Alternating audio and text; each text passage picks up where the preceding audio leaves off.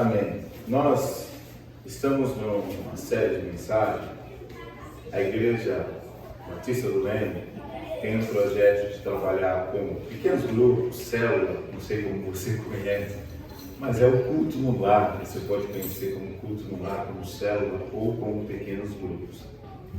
E aí a gente vem trabalhando mensagens temáticas, e aqui é bom você saber a diferença da mensagem temática, textual e a mensagem expositiva. Expositiva é quando nós pegamos o texto, lemos o texto e expomos o texto.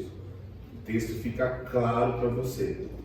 A mensagem textual é você pegar o texto também e expor o texto, mas de um tema. Tem um tema para você trabalhar, que sai do texto. E a mensagem temática é o tema. A gente trabalha dentro de um tema. E aí a gente pega textos bíblicos para expor o tema que a gente está trabalhando. Aqui vai ser uma mensagem meia temática, contextual, mas é mais ou menos isso. E nós estamos neste intuito de implantar as células, trazendo alguns temas importantes. E hoje nós vamos falar hoje, a partir de hoje começa a falar sobre a casa, a importância da sua casa, da nossa casa. E por que é importante a casa? Porque é na casa que Deus pode salvar, é na casa que Deus pode transformar, é na casa que Deus pode fazer milagres acontecer, como nós vamos ver hoje.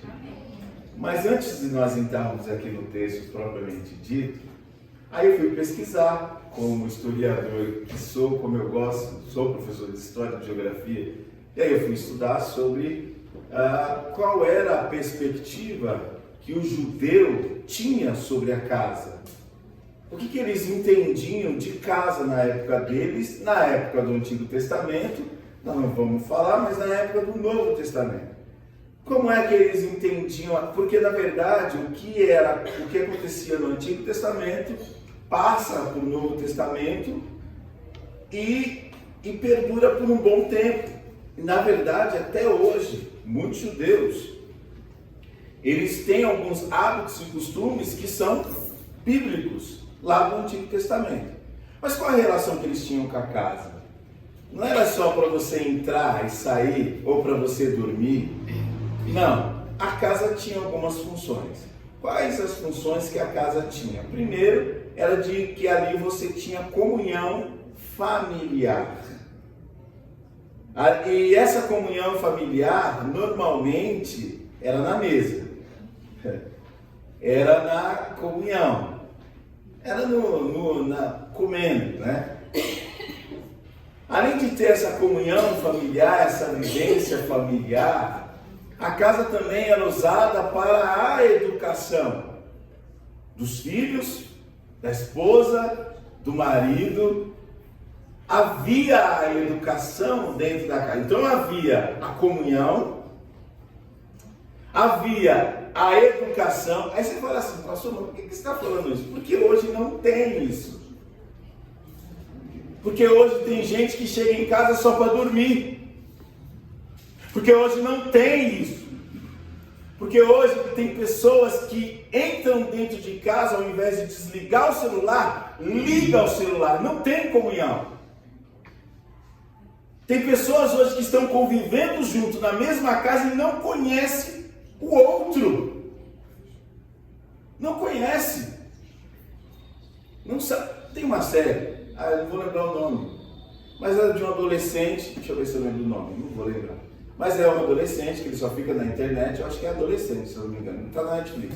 Ele só fica na internet, no quarto, e os pais não sabem nada, de repente ele acaba sendo preso. Mas por quê? Ele estava fazendo muitas coisas que os pais não sabiam lá na internet. Qual é o nome dessa série? Alguém sabe? Adolescente, isso. A minha memória está ruim mesmo. Adolescente, então o que acontece? Pessoas que estão dentro da casa que não se conhecem. Isso no judaísmo e dentro da cultura judaica não podia acontecer.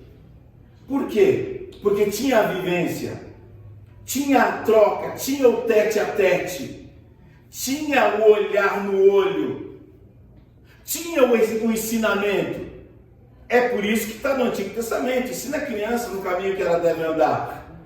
Como é que você acha que o judeu ensinava a criança? Sentava a criança e doutrinava, passava para a criança os costumes judaicos da época, principalmente a Páscoa. Quem é que libertou eles do Egito? Passava toda a tradição judaica.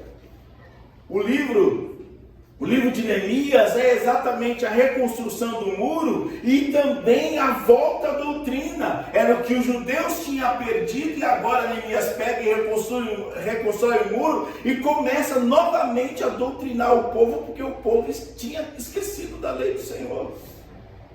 Então na casa havia comunhão, havia educação e havia tudo praticamente acontecia dentro da casa. Aí havia também festas. Dentro da casa que acontecia tudo. Eu não sei quem nasceu aí antes, depois dos anos 90, não vai lembrar disso, mas eu peguei essa época. E eu lembro que velório era na casa, casamento era na casa. Quem já não comeu pão com carne no casamento de casa, ou aquela batata em conserva, né? Não era em sítio, era em casa, não era na igreja. Casava-se na igreja e corria, a festa era em casa. Não havia sítios para se casar. Na igreja só o máximo que fazia o religioso e as pessoas corriam, e era aquele cortejo de carro buzinando, e até chegar em casa. E se você for para o lado do interior, era pior. Aí eu fui num casamento, teve um tempo atrás que eu fui para Minas Gerais, e aí aconteceu um casamento. Eu me espantei, porque o casamento lá não é lanche, é comida. E não é um pouquinho não, é a noite inteira de comida. Mata-se um boi e vai se comendo, e vai se festejando, e vai embora. É dos séculos recentes essas divisões. Eu lembro que quando um dos cunhados que morreu faz tempo, o velório dele foi na casa, eu fui lá ver. Hoje não se pode, porque hoje tem um cemitério. Essa separação, mas tudo era na casa, assim como o casamento. E o casamento que Jesus está fazendo, está acontecendo em uma casa. Olha como era importante a casa. A casa não é o lugar onde você vai só descansar ou dormir, mas a casa é o momento que você passa com comunhão. É o momento onde você cria filhos. É o momento onde você vai exatamente se relacionar com a sua esposa, com o seu esposo. Mas hoje isso está cada vez mais impossível pelo advento do celular. A gente não consegue, é interessante, às vezes a pessoa está do lado e falando mensagem do lado da pessoa, porque a gente não tem coragem de olhar no olho da pessoa e falar, vai almoçar, a gente manda mensagem e cada vez está sendo roubado de nós esse olho a olho, esse tete a tete. É por isso que a geração Z, ela não consegue passar numa entrevista, porque ela não consegue se expor. Então é a casa. É interessante, aí eu vou falar como professor, é interessante como a gente terceirizou essa coisa de alfabetizar o filho na escola. É mentira, é a casa. É a casa. Essa história que a gente, meu filho está indo para a escola para ser educado. Não, é a casa. É por isso que os meus filhos foram para a escola alfabetizados. E eles aprenderam a ler com a Bíblia. Eles aprenderam a ler com a Bíblia. Alfabetizei eles com a Bíblia. Porque é exatamente essa tradição que a gente tem que carregar. Isso não pode se perder. Mas está se perdendo, porque a gente está terceirizando as coisas. Aí sabe o que a gente faz? Não, na escola bíblica dominical ele vai ser alfabetizado. Não. Aqui é uma extensão do que acontece na sua casa. O problema é que a gente está ligando automático, está dizendo, não, mas tudo acontece lá na igreja. Não. é uma extensão da sua casa. E aí acontece um casamento e Jesus é convidado para esse casamento. O Evangelho de João, capítulo 2, versículo 1. E esse casamento está acontecendo na casa. Olha como é importante. Se você ler a Bíblia inteira, você vai ver que muitas coisas aconteceu na casa. E olha que o judeu valorizava o templo. E olha que o judeu tinha o templo. Mas principalmente nos evangelhos, em Atos dos Apóstolos, as coisas aconteciam na casa. As igrejas vieram depois. Mas era exatamente essa ideia de casa. E aqui está acontecendo um casamento. Evangelho de João, capítulo 2, versículo 1. Todos encontraram? Amém. Diz assim a palavra do Senhor. Eu vou ler na versão NVT. Pode ser que você tenha outra versão, mas não altera o teor do texto ou o que o texto quer dizer. 3 dias depois do quê? Não é 3 dias da semana. É que ele está querendo dizer o seguinte: 3 dias depois que eles fez os discípulos, os primeiros discípulos lá no capítulo 1, depois de ele fazer os discípulos no capítulo 1, houve uma festa de casamento do povo de Canaã da Galileia. A mãe de Jesus estava ali. E Jesus e seus discípulos também foram convidados para a celebração. Quais discípulos? Ele tinha acabado de fazer 2 discípulos. Esses discípulos vão com Jesus até o casamento. Durante a festa, o vinho acabou. E a mãe de Jesus lhe disse: eles não têm mais vinho. É interessante, a mãe de Jesus é que vai dizer, mas na verdade tinha uma pessoa que cuidava disso. E essa pessoa não deu por conta. A mãe de Jesus, como estava tão próxima, ela viu que acabou o vinho. E para aquela época acabar o vinho é um absurdo. E é interessante que os estudiosos foram pesquisar por que acabou o vinho. E sabe uma das coisas que eles deram? Porque pode ser, Jesus levou mais ou menos 6 pessoas com ele. Pode ser que essas 6 pessoas fizeram a diferença para acabar o vinho. Mas isso aqui é só especulação. Vamos lá. A mulher, aí Jesus respondeu: durante a festa o vinho acabou. E a mãe de Jesus lhe disse: eles não têm mais vinho. Mulher, isso não me diz respeito, respondeu Jesus. Minha hora ainda não chegou. Sua mãe, porém, disse aos empregados: façam tudo o que ele mandar. Havia ali perto 6 potes de pedras usados na purificação cerimonial judaica. Cada um tinha capacidade para 80 ou 120 litros. Jesus disse aos empregados: encham os potes de água. Quando os potes estiverem cheios, disse: agora tire um pouco e leve ao mestre da cerimônia.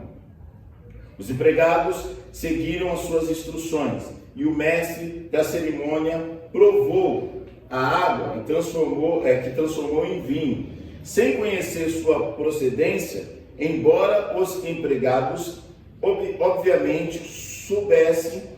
Então chamou o noivo, o anfitrião. Sempre serve o melhor vinho primeiro, disse ele. Depois, quando todos já beberam bastante, serve um vinho de menor qualidade. Mas você guardou o melhor vinho até agora. Esse sinal em Canaã da Galileia foi o primeiro milagre que Jesus fez. Com isso, ele manifestou sua glória e seus discípulos creram nele. Depois do casamento, foi a Cafarnaum, onde passou alguns dias com sua mãe, seus irmãos e seus discípulos. Este é o milagre. Aí se você ler Isaías capítulo 23, versículo 5, você vai entender por que é que o vinho ficou por último. Porque há uma profecia de que Deus vai fazer uma festa. E é interessante que o Evangelho de João, ele vai pegar as coisas principais do judaísmo, por exemplo, casamento e festa, e aí ele vai pegar outras instituições do judaísmo, e aí ele vai jogar essas instituições. O que ele está querendo fazer? O que o Evangelho de João está querendo fazer? Pegar essas instituições que para o judeu é tão importante, mostrar que todas elas estão vinculadas com Jesus. Na verdade, todas aquelas instituições que havia no Antigo Testamento é uma demonstração e aponta para o Jesus. Aqui é a festa. Os 2 filhos pródigos, o que Deus fez no final da parábola? Festa. O que vai ter no céu quando nós formos para lá? Festa. Qual vai ser o melhor vinho? Na festa. Então a ideia aqui é exatamente de comemoração. Mas aonde é que está acontecendo essa comemoração? Numa casa, num casamento. E o que é que está acontecendo aqui? A ideia do Evangelho ser escrito é João mostrando que Jesus Cristo é aquele Messias prometido. E como é que João vai introduzir o Messias prometido? Primeiro ele vai falar que ele é a palavra. É a palavra que Deus expressava, ele é a palavra encarnada. E essa palavra encarnada é o Cordeiro. Agora, para João mostrar o que é verdadeiramente Cristo, todos os profetas no Antigo Testamento e todas as pessoas que estavam vinculadas com Deus faziam milagre. Daí é a importância do primeiro milagre. Porque é no primeiro milagre que Jesus começa a instituir o seu ministério. É no primeiro milagre que todas as pessoas olham para Jesus e começam a entender: este é o Messias. Tanto que é que o texto vai terminar dizendo o quê? Eles creram. Por que eles creram? Imagine, tem um livro interessante, Período Interbíblico. Esse livro é muito interessante, por quê? Esse livro vai mostrar que alguns períodos, antigamente a Bíblia, vocês novos não vão lembrar, mas a Bíblia, no meio dela, havia 4 folhas em branco. Quem lembra aqui? Quem já pegou essa parte? Pegou, né? A Bíblia, as Bíblias antigamente, ela vinha com 4 folhas ou 5 folhas em branco. Essas folhas eram uma representação de um período onde Deus parou de falar. Só que esse momento que Deus parou de falar é o momento em que a Igreja Católica tem alguns livros, como os Macabeus, aonde tem a história desse período onde Deus parou de falar. E esses livros têm algumas coisas muito interessantes ali. Mas por que eu estou contando isso? Imagine você. Então Deus está calado perante algum século. Quando vem Jesus, ele volta fazendo um milagre que não é qualquer um milagre. A transformação da água para o vinho lembra o que para os leitores da Bíblia? A transformação da água para o vinho lembra também lá Moisés no Antigo Testamento, quando Deus usa Moisés para tocar na água e a água se transformar em sangue. Então não era qualquer milagre, não era qualquer sinal, era um sinal que remetia automaticamente para o Antigo Testamento. E qual era a ideia que Deus queria passar para aquele povo? Aí está o Messias. Agora, que coisa interessante, o Messias não está no templo, o Messias não está na sinagoga, o Messias não está em outro lugar a não ser numa casa, em um casamento. O Messias está exatamente em uma casa e em um casamento, aonde acabou o vinho. E por acabar o vinho, ele vai e faz esse milagre. Então esse milagre é um sinal. Ele é um sinal de que o Messias está aqui, se encarnou. Esse Messias agora é a profecia que havia em todo o Antigo Testamento. Esse Messias está vivo agora, está fazendo os milagres, e agora ele começa a fazer, e é interessante que a notícia corre. Agora imagine, Jesus acabou de trazer 2 discípulos, e ele traz 2 discípulos falando assim: eu te vi debaixo da figueira. Aí ele falou: mas como que você me viu, que você não passou lá? E aí esse discípulo começa a seguir a Jesus. E Jesus sempre mostra para eles o poder sobrenatural que está sobre ele. E aí agora Jesus leva eles para a festa, e agora Jesus está transformando a água em vinho, que representa um sinal lá do Antigo Testamento. Imagine na cabeça desses discípulos o que eles estão pensando agora. Esse é o Messias. E dito e feito, é o que a Bíblia diz. E o nome de Deus começou a ser glorificado. E Jesus fez tudo isso para quê? Olha como o texto diz, ó. O sinal de Canaã da Galileia foi o primeiro milagre que Jesus fez. Com isso, ele manifestou a glória de Deus. O que é que os judeus mais queriam na vida deles? A manifestação da glória de Deus. E aonde é que está essa manifestação da glória de Deus? Em Jesus. Jesus, em um simples milagre na casa de uma pessoa, em um casamento, ele dá um sinal de que ele é o Messias, e agora ele manifesta a glória de Deus. E era só uma parte, porque a resposta que Jesus dá para a mulher, ele diz assim: mulher, ainda não chegou a minha hora. Isso remete ao quê? Que ainda não chegou a minha hora da morte e da ressurreição. E é interessante que no Evangelho de João, sempre Jesus dava algumas sacadas de morte e de ressurreição. E Jesus está mostrando o seguinte: que isso aqui que vocês estão vendo, da água se transformar em vinho, isso aqui ainda é pouco para o que vai acontecer. Mas o que vai acontecer não é que todos os paralíticos vão andar. O que vai acontecer não é que todo vai haver um milagre. Não, o que vai acontecer é o maior milagre da história humana. Qual milagre? Morte e ressurreição de Jesus Cristo. Aí você fala assim: oh, pastor, que legal, eu sei disso. Sabe mesmo? Valoriza mesmo. O que isso impacta na sua vida? O que a morte e a ressurreição de Jesus Cristo impacta na minha e na sua vida? O que isso traz para nós? O que mudou depois da morte e da ressurreição de Jesus Cristo?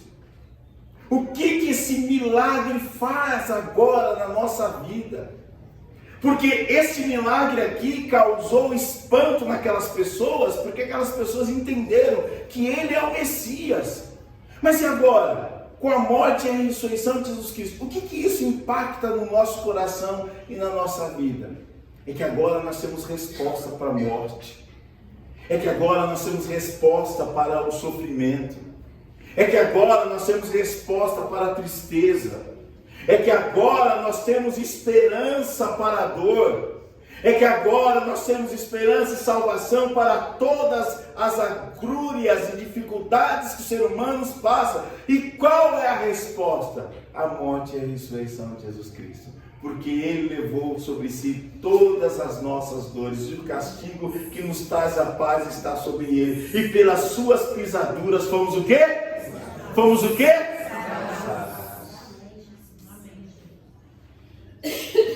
E esse é o milagre que nós devemos valorizar.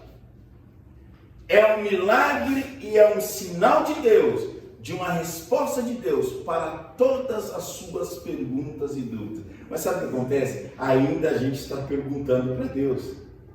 A gente ainda está num período de perguntar para Deus, e Deus já deu a resposta.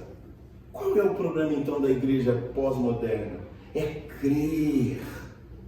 É acreditar no que Deus já fez. Qual é o problema da igreja? É acreditar que Deus já respondeu tudo aquilo que você precisa de resposta. É acreditar que Jesus Cristo é sim o Messias prometido por Deus. Qual é o problema de Israel moderno hoje? Qual é o problema do judeu hoje? Não acreditar que Jesus Cristo é o Messias. Não acreditar que Deus deu a resposta que eles precisavam. Este é o problema. E aí você pode perguntar assim, pastor, mas isso aí afeta no quê? Afeta na salvação. Só isso. Afeta no relacionamento com Deus. Afeta o que está direcionando a sua vida. Então olha como um milagre tão pequenininho, olha como essa transformação da água para o vinho, que para nós pode ser uma coisa tão... Olha o tanto de coisa que ela pode ter abrangido. Tudo isso aconteceu numa casa. Tudo isso aconteceu numa casa. Então o milagre é um sinal, que esse sinal é exatamente para glorificar o nome de Deus. Manifestação da glória de Deus. Para que serve o milagre? É o que eu acabei de dizer aqui. O milagre serve para nós crermos. Milagre não consegue se explicar, mas milagre é para você acreditar. E está aqui a dificuldade da humanidade. Porque crença não tem problema com razão. Crença tem problema com visão. Para você crer, você tem que fechar os seus olhos. Quem consegue andar com os olhos fechados? Porque quando você anda com os olhos... Esses dias eu fui levar o meu sogro, e meu sogro ele não está enxergando. Eu fui no hospital Pirajussara, ele não estava enxergando muito bem. E aí eu estava chamando o Uber, a imagem, eu com esse pescoço desse jeito, eu não consigo olhar para o chão, né? E ele do meu lado, e eu chamando o Uber aqui no celular assim, e ele aqui do meu lado, e ele não enxerga muito bem. Aí eu estou andando num corredor escuro, quando eu escuto, bum, eu falei, meu Deus do céu. Eu olho para trás, meu sogro no chão. Eu falei, meu Deus. Eu esqueci que ele não estava enxergando direito, eu estava chamando o Uber, e eu também com o pescoço todo ruim, ele cai. Eu falei, meu Deus do céu. Mas por que eu estou falando isso? Fecha o olho e tenta andar. Você não consegue. O que é fé e crer em Deus? É fechar o olho e andar. E saber. Fechar o olho e andar e saber. Deus está aqui. Deus está aqui. Deus está aqui. Ou você acha que o texto, ainda que andasse pelo vale da sombra da morte, não temerei? Você acha que o texto está ali na Bíblia só por estar? Deus está aqui. Não estou enxergando nada, não sei para onde eu vou, mas Deus está aqui. É essa a ideia quando Deus aparece para Noé e fala, vai fazer uma arca. Imagine, não havia chovido, não tinha caído chuva nenhuma. Mas para que eu vou fazer uma arca? Se ainda não choveu. Mas quem é que está mandando? Fecha o olho então, e vai e faz. Imagine você, Deus chegar para Moisés e dizer assim, Moisés, você só vai lá no faraó, que é o principal rei, é o Donald Trump da época, poderosão, né? Pois é, você vai lá, mas Deus, eu sou gago, que alguns estudiosos dizem que eu sou gago, eu tenho vários problemas, como é que eu vou até lá? É que Deus fala, peraí, fecha os olhos, quem é que está te mandando lá? Sou eu, só vai. Aí é interessante, né? Aí vamos para o Novo Testamento. O apóstolo Paulo. Que Deus exatamente faz ele perder a visão. E é interessante, nessa perca de visão do apóstolo Paulo, é aonde que ele conhece Jesus. E nessa perca de visão do apóstolo Paulo, quando ele volta a enxergar, ele só volta a enxergar porque uma pessoa foi lá e orou por ele. Sabe o que a igreja moderna precisa fazer? Fechar os olhos. E entender que quem está direcionando ela não é qualquer um. É um Deus. O problema é os nossos olhos. É o que a gente está vendo. Posso dizer uma coisa? Quando os homens construíram a Torre de Babel, a ideia da Torre de Babel era criar uma cidade onde Deus não governasse. E quando você anda com os olhos abertos, você vira um materialista. E você acaba exatamente só se dirigindo pela matéria. E aí você não vê nada além da matéria. Porque é difícil a gente enxergar além da matéria. Mas quando você fecha os seus olhos e entende que Deus está com você, que você está sendo direcionado, ainda que você não está vendo absolutamente nada, mas você está crendo que Deus está com você, aí faz toda a diferença. Aí faz toda a diferença. Crer não é fechar a razão. Crer é fechar os olhos e entender que sou direcionado por Deus. Onde você está indo, irmão? Onde você está indo, irmã? Não sei. Mas Deus está mandando eu ir. Onde você quer chegar, irmão? Se você pegar esse caminho aqui, você não vai chegar. Não, aí Jesus vai dizer, eu sou o caminho, a verdade e a vida. E ninguém vai ao Pai a não ser por mim. Você sabe qual era o problema do judeu da época? É que eles estavam vendo. Vendo o quê? Vendo o Messias guerreiro e poderoso. E Deus trouxe o Messias pastor. E aí o apóstolo Paulo vai explicar isso, e Deus cegou o entendimento deles. Romanos capítulo 10, 11, se eu não me engano. Deus cegou o entendimento deles, para que eles não vissem o Messias. Para quê? Para que eu e você pudéssemos ser enxertados. Então aqui o problema é exatamente a visão, para onde nós estamos olhando, né? O sinal, então Deus está dando o sinal que é o milagre, transformar o vinho a água em vinho, a glorificação do nome de Deus, e todos eles acreditaram em Jesus Cristo. É isso que precisamos ter no nosso coração nessa noite. Cremos que a nossa casa pode ser aonde Deus pode fazer um sinal, aonde a glória de Deus também pode ser manifesta, e cremos que Deus pode fazer qualquer coisa acontecer onde nós estamos louvando e adorando o nome dele. Cremos. Eu estava ouvindo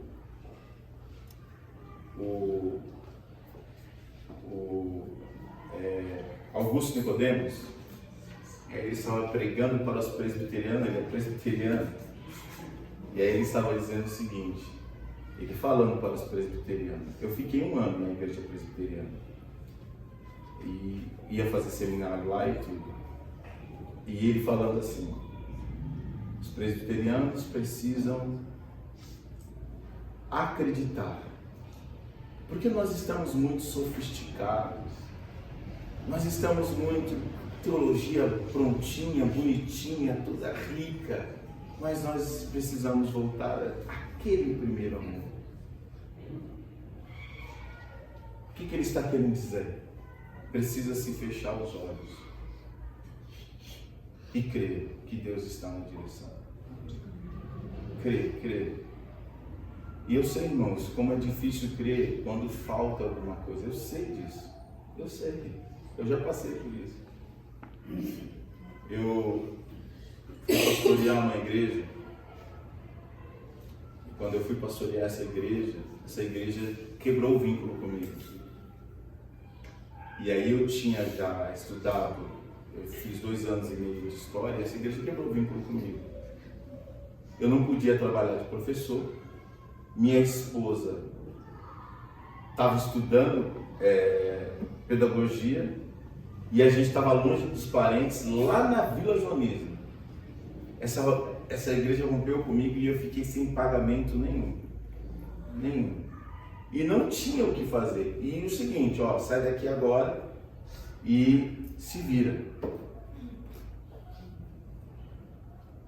No meu coração, eu tremia, eu falava, e agora? Aí eu lembrei, tudo que eu pregava, agora eu tenho que fazer acontecer. Eu fui dobrar o joelho. Falei, Deus, eu não tenho o que fazer. Eu não sei o que fazer.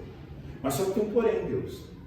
Vou deitar e vou dormir, tranquilo no Senhor. E o Senhor há de prover. No outro dia eu tinha um lugar para morar. Estava com o meu armário cheio e empregado. Mas assim, foi um desafio muito grande. Por isso que eu estou falando, eu sei o que é fechar os olhos e crer em Deus. Porque vai contra a nossa razão, vai contra as nossas perspectivas, vai contra tudo aquilo que os homens dizem. Imagina um médico dizer para você assim, olha, você vai morrer daqui uma semana. Deus me livre e guarde, né? Amém? Amém. Ah, tá. Imagina o médico falar isso para você, você vai morrer daqui uma semana e você dizer, não vou. E o médico vai dizer, mas tá, eu sou médico aqui e você vai morrer. E você fala, não vou. E ele pergunta para você, por que você não vai? Porque eu creio no Deus da vida. Isso para o médico é um absurdo. Mas quando você fecha os olhos e tem a direção de Deus, tudo é possível àquele que crê. Tudo é possível àquele que crê. Quando eu tomava Gardenal, e minha mãe olhou para mim e disse, você não vai tomar mais. Eu falei, mãe, mas eu dependo desse remédio porque é o meu calmante. Eu vou ter convulsão. Como é que a senhora vai tirar o meu calmante? E ela falou assim, não. Deus entrou na minha casa para salvar a minha casa. Nunca mais tomei. Por que eu estou dizendo isso? Porque eu sei que as decisões são difíceis. Mas que Deus quer é que a gente feche os olhos e diga, Deus, o Senhor está comigo. E sinta a paz no seu coração. Sinta a paz no seu coração. Abra sua casa para que o sinal de Deus possa acontecer em nome de Jesus.